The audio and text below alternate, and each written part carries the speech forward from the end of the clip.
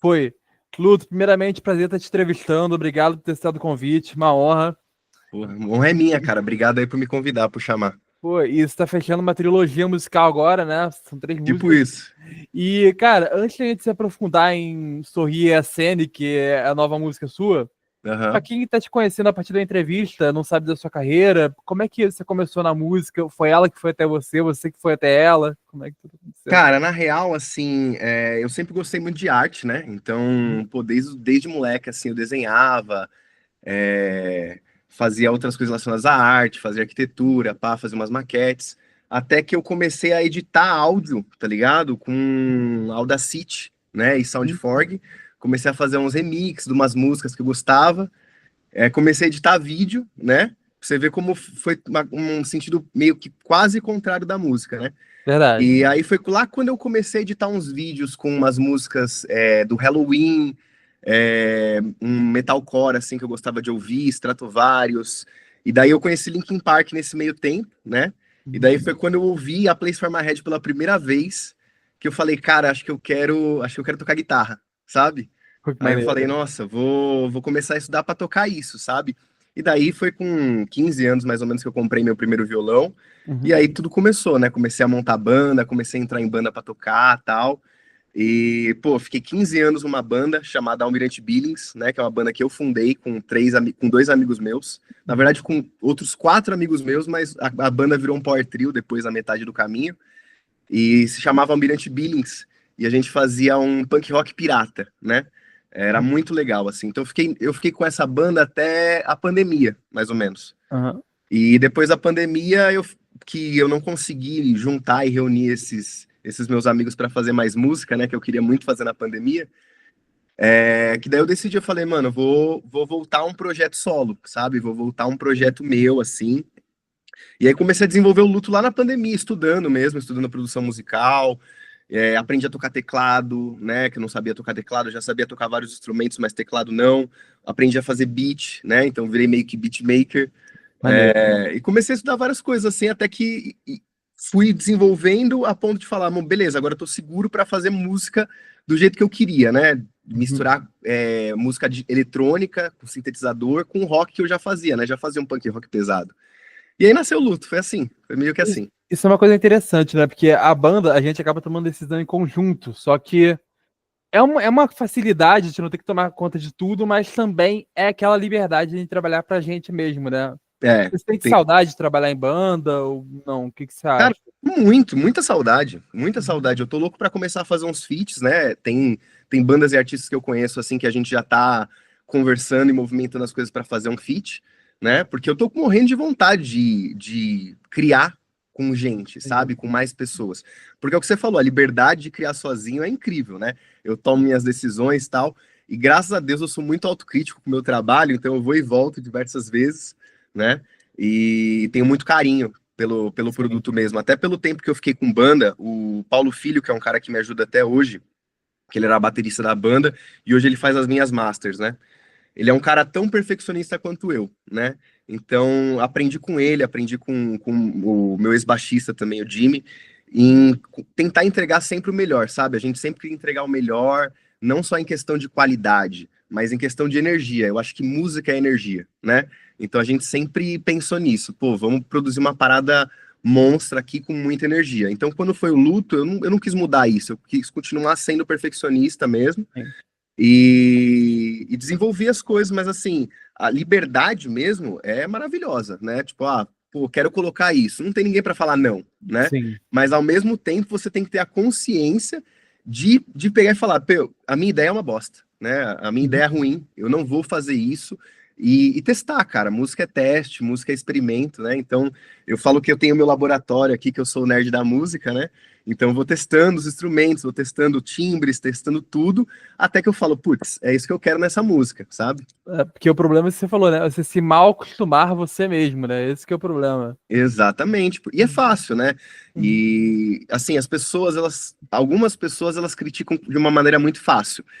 Só que os seus amigos, as pessoas mais próximas, principalmente com esse tempo que eu tenho de banda e que já fiz muita música boa que eles consideram Aham. boas, Sim. as pessoas parecem que elas têm um certo receio de criticar, né? De magoar, de ferir o ego. Sim. Então, a gente, como artista independente, principalmente esse artista independente solo, tem que tomar muito cuidado com isso, né? Eu falo que constantemente eu tô matando o meu ego. Hoje, eu tô num momento da minha vida que, cara, eu assumo quando eu faço uma porcaria, sabe? E Uhum. assim, eu jogo ideias na mesa, vejo as ideias são ruins, às vezes alguém aparece e me dá um insight maravilhoso, e eu admito, assim, facilmente que a minha ideia era horrível, era uma merda, sabe? Sim. Porque isso faz parte do processo e isso ajuda muito a crescer. Muito, muito, É, muito mesmo.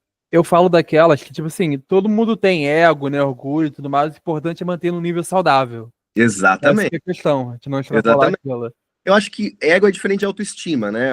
Ter uma Aham, sim, autoestima com legal, certeza. pá, gostar do que você faz e gostar de si mesmo é diferente do ego, né? O ego é aquela coisa que a gente quer ficar massageando à É, toa, né? E geralmente sim. não é bom, não. Então eu tô no movimento mate o ego.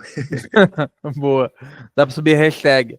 É isso. E, bom, a sua trilogia, né? Cada música ela contou de um sentimento, né? Dopamina, cada um contou de um sentimento. E Isso. você tá no final agora, que é a Sorria e a Sene. Me lembrou aquela Exatamente. fala do Madagascar, pô. Oi, como assim? Não Me entendi. me lembrou aquela fala do pinguim de Madagascar, Sorria, Sene. É exatamente isso. É exatamente isso. É, cara, como é que foi emocionalmente pra você acompanhar essa jornada, desde resolução até aqui no final? Como é que foi isso, cara? Cara, foi meio que automático, você acredita? Porque assim, eu tava com essas três músicas, eu produzi elas juntas, né? Aham, No final do ano passado, começo desse ano, eu finalizei a produção delas. E cara, eu com os meus amigos, assim, e acredito que até outros artistas independentes concordam comigo, que tem um momento que a gente desiste da música, né? A gente fala, ah, tá bom, não vou mexer mais, né? Porque a gente sempre vai achar um errinho, vai achar uma coisinha ou outra, tal, não sei o quê. Então, como eu fui produzindo elas juntas, eu sempre fui mexendo nelas ao mesmo tempo. Então, às vezes eu ouvia Dopamina e eu falava, nossa, não gostei dessa frase. Pô, acho que eu vou trocar, sabe? E sim. assim, enquanto eu podia mexer na música, eu mexia, né? Até que eu finalmente desistia da música e lançava ela.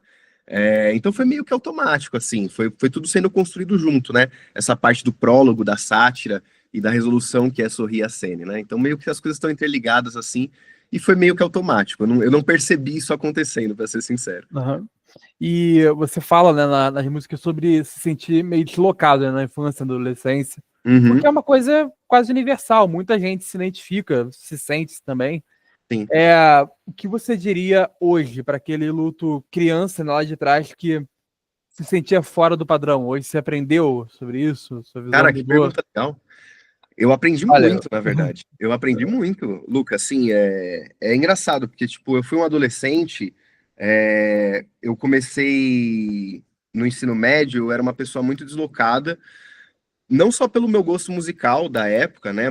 Pouquíssimas pessoas ouviam new metal naquela época, assim, e eu entrei numa fase ruim porque meus pais estavam se separando.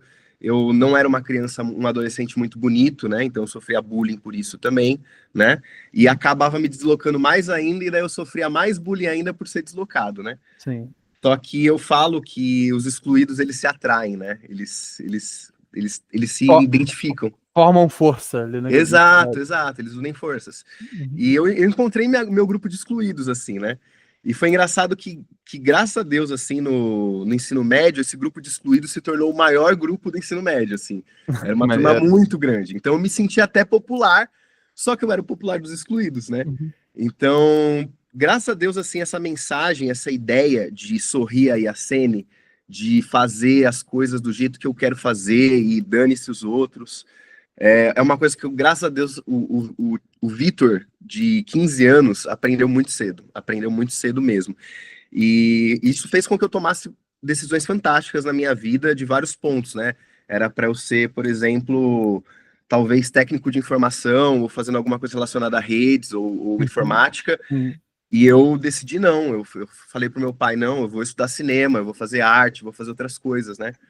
E fui fazer outras coisas. Então, assim, eu tava sempre sorrindo e acenando, sabe? Legal. Os padrões todos. Então, acho que é meio que isso.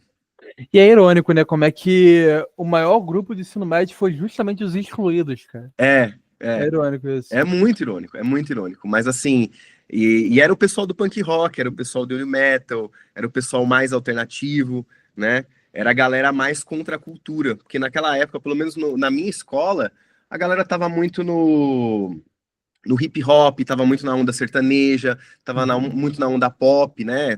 Tocava Britney Spears na época, tocava várias outras coisas.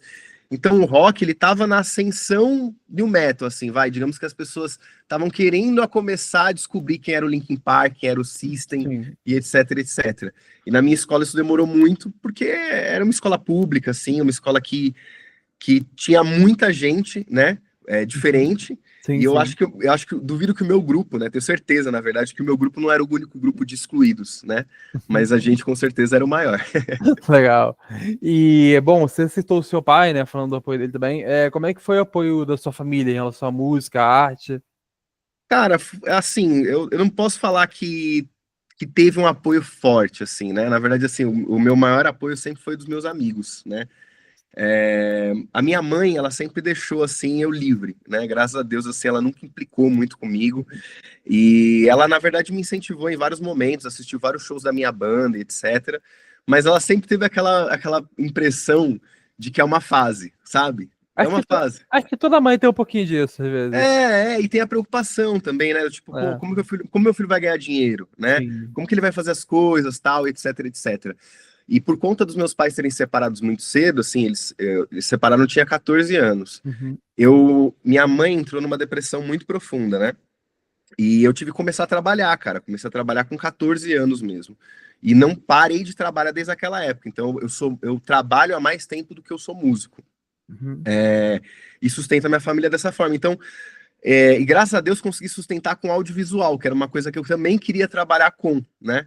Então isso ajudou muito, assim, a minha mãe a ficar mais tranquila, a falar, ah, beleza, você tá ganhando dinheiro com audiovisual, então faz o que você quiser com música, tá tudo bem, tá tudo tranquilo, sabe? É, E meus irmãos me apoiaram muito, assim, meus irmãos, eles não ouvem o tipo de música que eu faço, né? aham. Eles ouvem outras coisas, mas, pô, eles sempre me apoiaram muito, desde a época da banda, assim, eles gostam de ir nos shows, de conversar, eles sabem as letras, sabe? É muito legal, assim. Mas foi essa parte da família que me apoiou mesmo. Foi minha mãe que deixou eu tranquilo para poder criar, e os meus irmãos. O resto da minha família, exatamente por conta da separação dos meus pais, etc, etc, não me apoiou muito, né? Meu pai também não me apoiou muito, ele achava que eu tinha que seguir os passos dos meus primos e fazer coisas relacionadas à computação e informática. Sim. Então, meio que eu não tive muito apoio deles, mas dos meus amigos eu tive muito apoio, dos excluídos eu tive muito apoio, porque a minha primeira música, que foi uma música que eu fiz com 15 anos, que agora eu não vou lembrar o nome, olha que engraçado, Uhum. mas é uma música que eu falava justamente sobre os meus amigos, né? Muitos amigos meus estavam se formando e eles não iam aparecer, porque olha como eu era tão popular entre os excluídos que até os excluídos do último ano eu tava conversando, né? Então, quando eles foram embora, eu senti como se, tipo assim, um terço daquele grupo de excluídos fosse embora, sabe? Sim. Então, eu fiz a minha primeira música para essa galera. Então, a primeira música que eu fiz foi para os excluídos, né? Sim. Então, é até um motivo pelo qual eu falo que eu tô recuperando as minhas raízes, assim, com Sorri a Sene, né? Eu fiquei nesse período fazendo música pro Luto, já tô há 2 anos fazendo música, só do projeto Luto, e esse é o meu 10º lançamento, né? Mas é o lançamento que eu acho que está Uhum. mais perto das minhas raízes. Assim, eu quis retomar coisas e principalmente essa parada dos Sim. excluídos. Eu acho que é uma coisa que eu queria retomar, assim. E Sorri a Sênia, até aproveitando a pergunta, ela veio de uma conversa com uma amiga sua, né, inclusive, né? Isso mesmo. Como é que foi se transformar esses diálogos pessoais em vivências, né, também em arte? Como é Aham. que foi se expressar isso pela música? Cara, foi muito bom. Eu acho que relembrar é viver, né? Isso aí. Tem essa frase muito boa. Então, a gente começou a relembrar essa conversa, e depois que ela foi embora, eu comecei a relembrar várias coisas no ensino médio que eu sofri, assim. E graças a Deus sofri pouco, né? Sofri mais no ensino fundamental, é o que eu falei. Depois que eu encontrei o meu grupo de excluídos, que era o maior grupo, Uhum. as coisas ficaram um pouco mais fáceis. Mas até lá, pra você ter ideia, eu era criança com aquele aparelho capacete que ele cruzava aqui e Nossa. segurava aqui. E eu ficava, tipo, 12 horas com aquele aparelho, mas eu não conseguia dormir com. Então eu tinha que usar na escola. Então pensa, eu sofri um bullying muito pesado por causa daquilo, assim. Eu falo que depois daquilo nada mais me atinge mesmo. E realmente nada mais me atinge. Então foi bom, assim, foi bom. Eu relembrei de várias coisas e fui inserindo. E como eu disse para muita gente, assim, amigos que já ouviram a música, né? Essa é a música do projeto Luto, que eu acho que mais fala sobre mim, sobre a minha vivência, sobre coisas que eu passei, mas ao mesmo tempo eu tenho certeza que, como você falou, muita gente vai se identificar porque todo mundo passou por essa fase, eu acho, em algum momento da vida. Verdade. E, bom, existe uma certa rebeldia, né, no conceito de a gente sorrir e assinar, né, diante Aham, do que os outros pensam, né, quem tá falando sobre isso. E exato. vamos combinar, muito prazeroso também. E você acredita que a música é também uma forma de resistência contra padrões sociais, pressão externa? Com certeza, com certeza. É, na verdade, é para você quebrar os padrões mesmo, né? Matar os Aham. dogmas. E até por isso que eu fiz essa transição do cabelo, né? Eu tava com aquele cabelo comprido, que era um cabelo que eu gostava muito, e que muita gente estava associando aquele cabelo já ao luto, né? E aí eu já estava numa questão de mudança, de querer transformar, porque eu sou desses, né? Eu não gosto de ficar muito tempo numa coisa só, então eu gosto da transformação das coisas, e até é sobre isso que eu falo nas músicas o tempo todo. Então eu quis quebrar o meu próprio padrão, sabe? Eu quis quebrar o meu próprio dogma, e até para falar para mim mesmo, ó, o luto não é um cabelo. Sabe, o luto não é essa estética bonita que você tá querendo manchar, o luto não é essa cor roxa que você coloca nos vídeos, o luto não é isso, sabe? O luto é uma ideia muito mais forte do que tudo isso. Sim. Então, é isso que eu quis colocar em Sorria a Cena e eu acho que vai dar bom. Aí. E no lançamento, né, você, na divulgação, no caso, você comentou sobre criar um contraponto sonoro, que seria peso em alguns instrumentos e delicadeza em outros. Isso, Esse contraste também reflete o seu próprio processo de vida, amadurecimento. Tudo isso com está certeza. refletido na música? Com certeza tá refletido na música, né? Eu acho que é isso, são momentos, né, da vida que a gente passa, e eu acho que a gente tem que passar por essas transmutações, essas mudanças. Tem momentos que a gente precisa vestir uma máscara, tem momentos que não, que a gente tem que sorrir e acenar, e tem que escolher muito bem qual que é o dedo que a gente vai mostrar, né?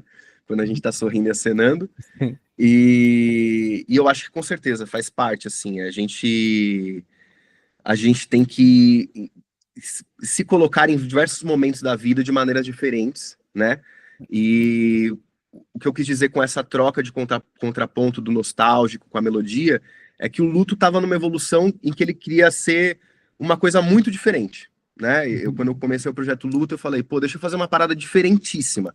Quero misturar Skrillex com Linkin Park, eu quero misturar Planet Hemp, eu quero colocar um rap, eu quero colocar um sintetizador. Então vamos transformar isso. E o luto foi se desenvolvendo nessas 9 músicas que eu lancei, né, até agora, até que finalmente nessa 10ª eu falei, legal, agora eu vou pegar tudo isso que o luto criou e desenvolveu, essa parte melódica, braba, essa evolução que ele teve nesses últimos 2 anos, e eu vou colocar ele para confrontar o Vitor de 15 anos, que era o Vitor do punk rock, que era o Vitor do, sabe, do vamos botar para fuder, vamos mostrar o dedo meio meme, pouca ideia. E é isso. Então, por isso que eu falei que traz uma batida nostálgica e aí ao mesmo tempo bem moderna, né? Ou seja, são duas personalidades que viveram em uma só pessoa. É isso, é isso. E é É. isso que eu tô tentando passar com a identidade visual desse release. E a gente vai falar um pouco também do Visualizer também. Aham, Mas sobre as 3 músicas, A Tempestade fala do caos, né? Dopamina, ironia. isso. Sorrir a cena e da aceitação.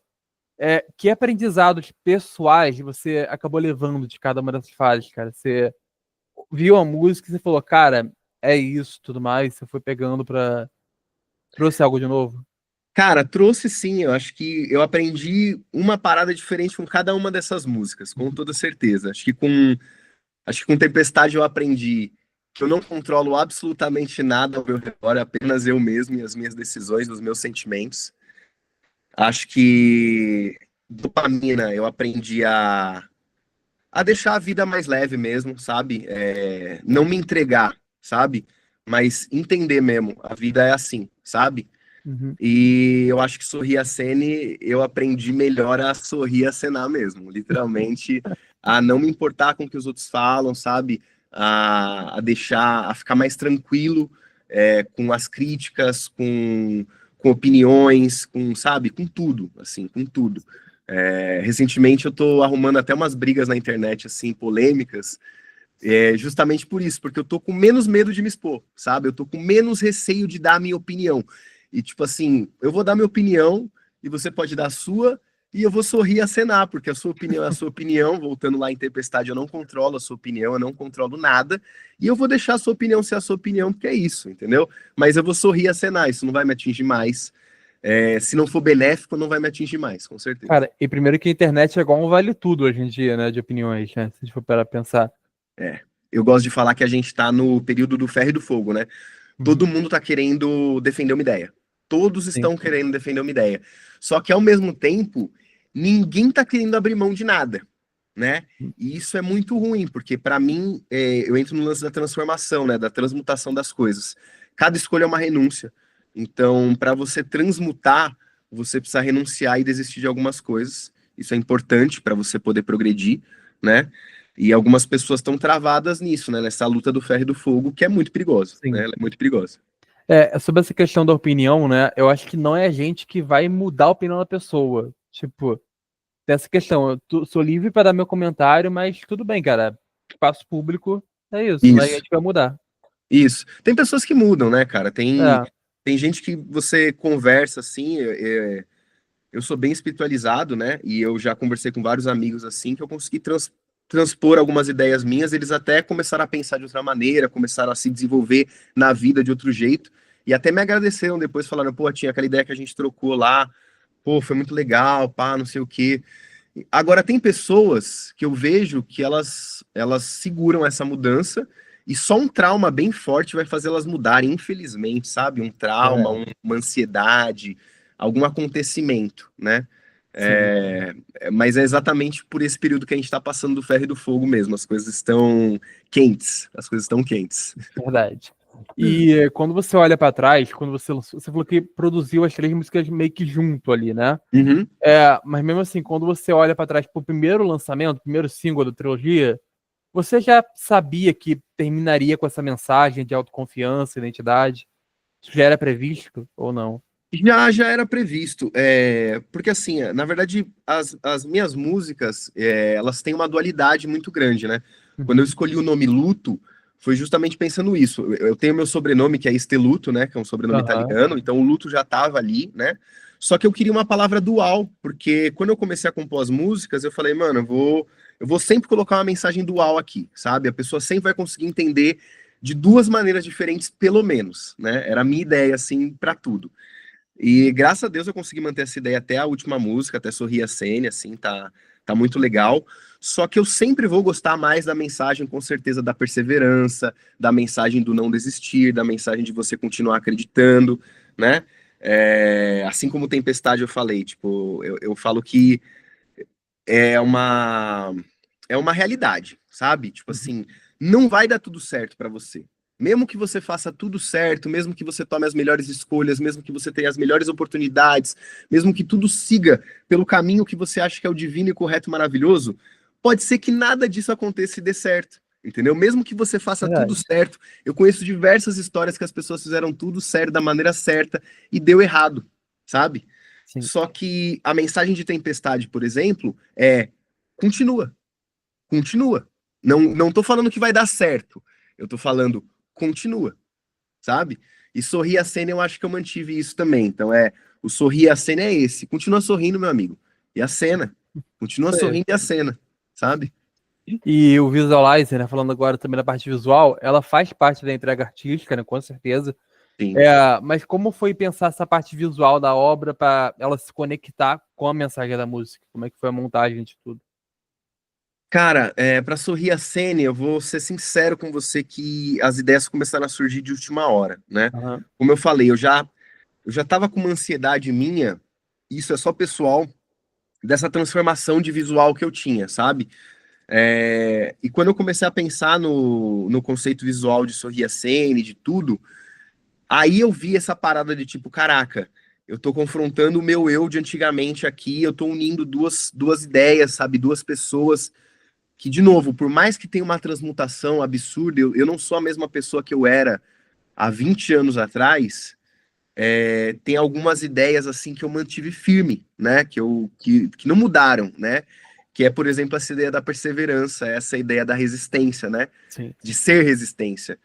Então, eu olhei assim e falei, mano, é uma ótima oportunidade de colocar eu e eu mesmo num quadro, sabe? Uhum. E aí eu comecei a pensar em várias outras coisas, tipo, deixa eu tentar criar tudo isso daqui sozinho, então realmente sem ajuda, como eu fiz no meu primeiro álbum com 15 anos, e como eu fiz na minha primeira música com o Luto.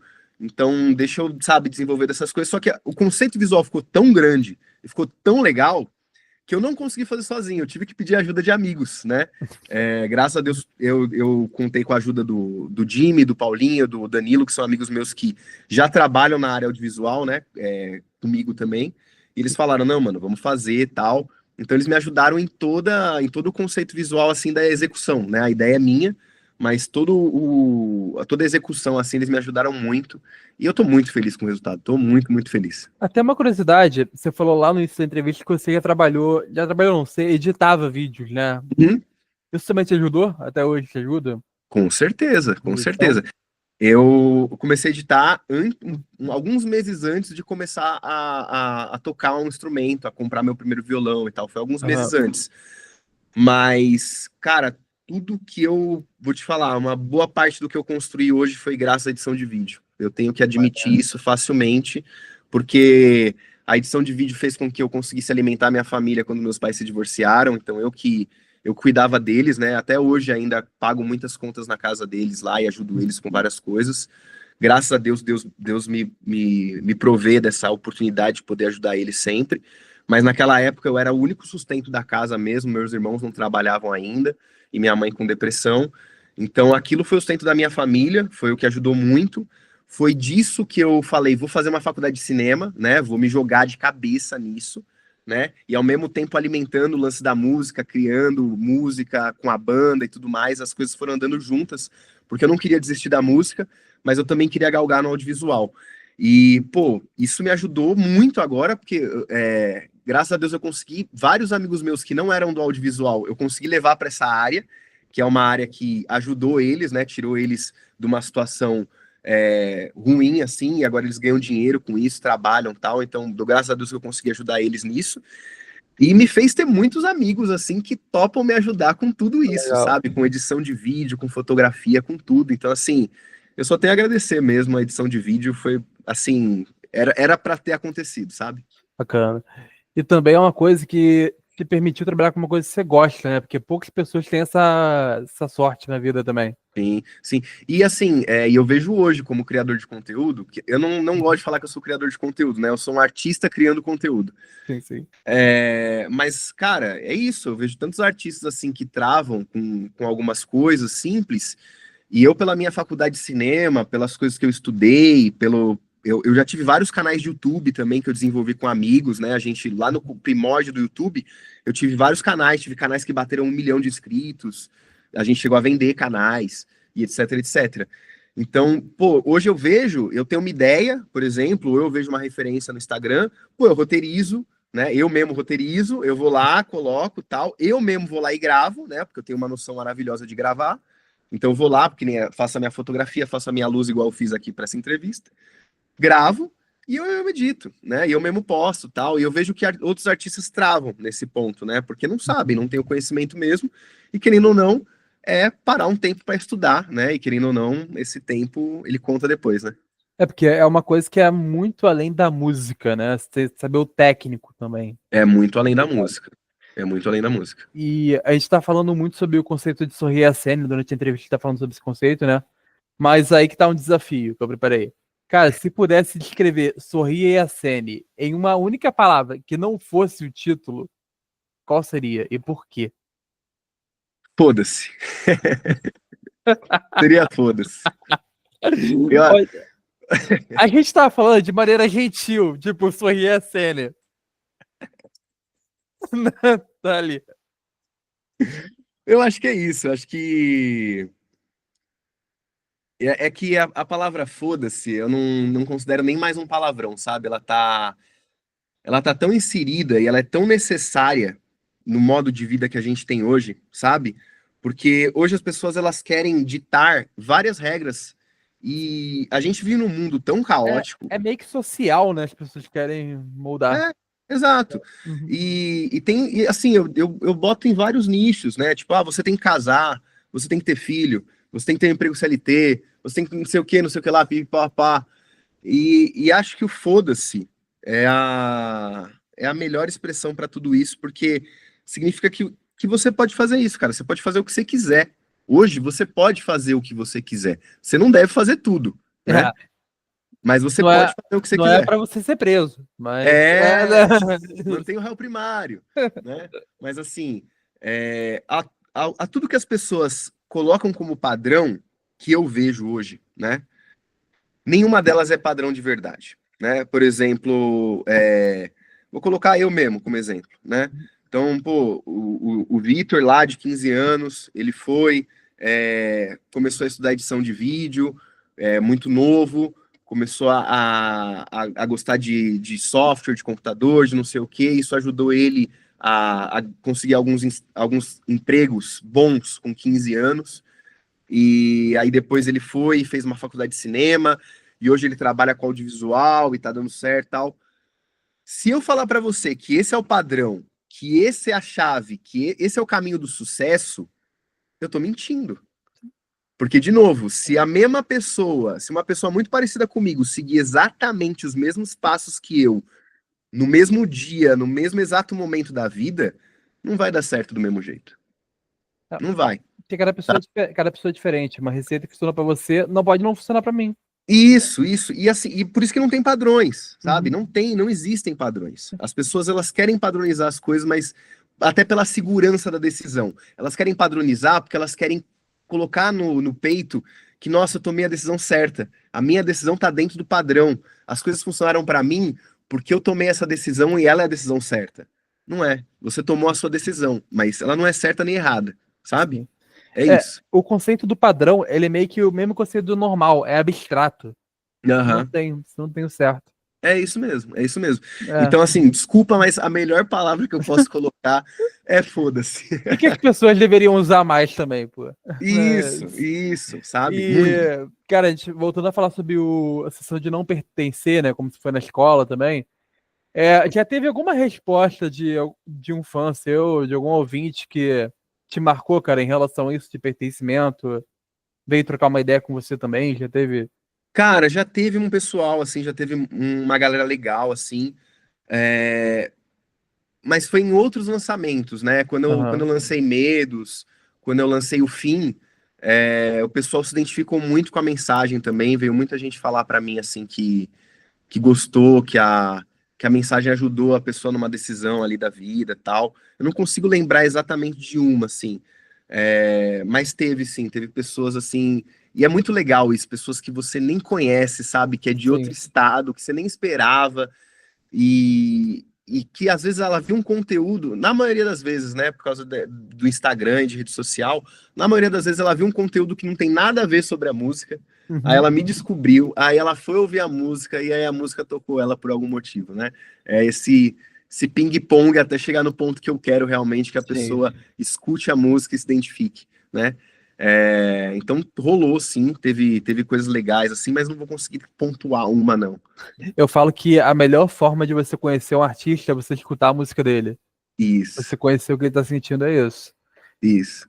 E, cara, encerrar uma trilogia pode dar aquela sensação de alívio também, né, do seu projeto, mas às vezes dá um vazio criativo também, né? É, No seu caso, você já se sente mais leve, já tá pensando no próximo capítulo. na verdade, eu já tenho muitas músicas prontas.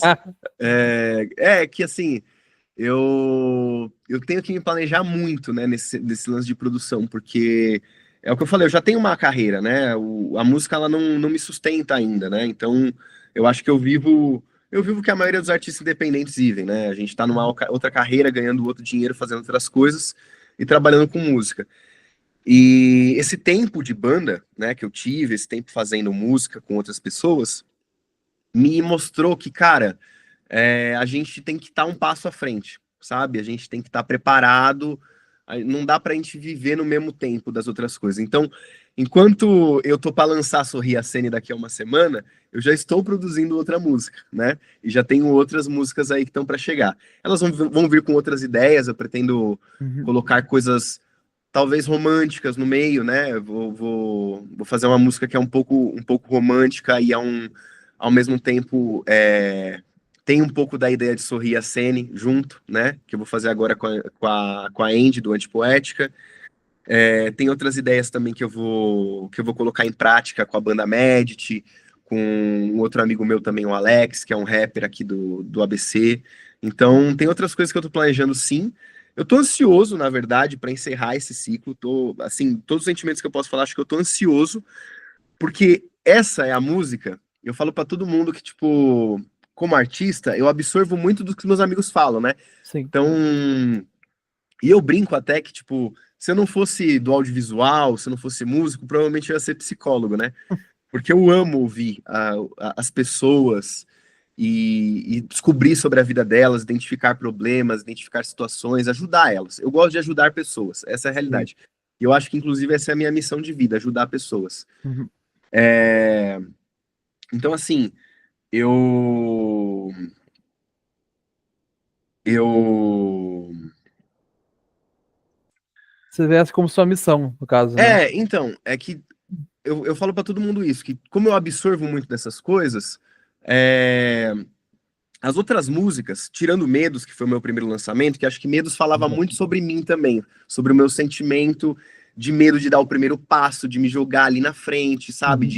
De finalmente virar criador de conteúdo influencer, Sim. né? Que é uma coisa que eu fiquei, não quero fazer isso, não quero fazer isso.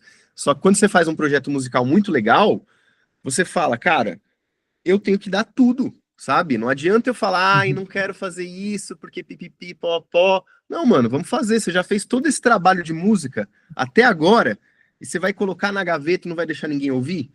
Então, acho que Medos foi a música que falava sobre mim, né? Tipo, Uhum. dos momentos que eu tava vivendo e ao mesmo tempo muita gente se identificou. Eu tô com a expectativa que Sorrir a Cena aconteça a mesma coisa, porque depois de Medos, não teve nenhuma outra música que falava 100% sobre mim, né? Tipo, que Uhum. fosse sobre mim. Algumas pessoas até identificavam algumas coisas, gente que me conhece, né, que vive comigo, assim, convive comigo, pegou e falou, essa parada que você cantou, você tá falando de tal situação, você tá falando de tal pessoa, e a pessoa consegue identificar, algumas pessoas conseguem. Aham. Agora, Sorrir a Sene é minha. Sorrir a Sene tá falando É, sobre mim, é tá? puramente sobre você, no caso, né? É a minha vivência, é eu, Vitor, excluído, sabe? Eu, Vitor, o que não se encaixa, sabe? Sim. É isso. E se, pra te terminar, eu deixo uma pergunta mais reflexiva. Se você pudesse falar com aquele Luto lá de trás, lá do colégio, que você tinha Aham. deslocado, né? O que que você falaria pra ele hoje, cara? Conselho, assim, o que que você diria pra ele nessa época?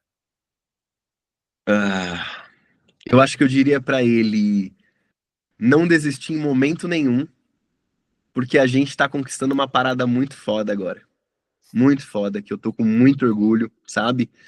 E falaria pra ele se adiantar. Acho que eu gostaria de ter conquistado todas essas coisas antes, mas eu fiquei com receios, eu fiquei investindo em outras coisas também, né? Meu tempo em outras coisas. E acho que é isso que eu falaria pra ele, assim, mas tudo valeu a pena. Hoje eu vejo que tudo valeu a pena e zero arrependimentos, com certeza. Isso aí, Luto. Cara, mais uma vez, muito obrigado. Adorei te conhecer, Obrigado você. cara. Estar contigo. Obrigado você, meu amigo. E chega sexta-feira, dia 29, né? Pra quem quiser ouvir, Sorrir a Sene.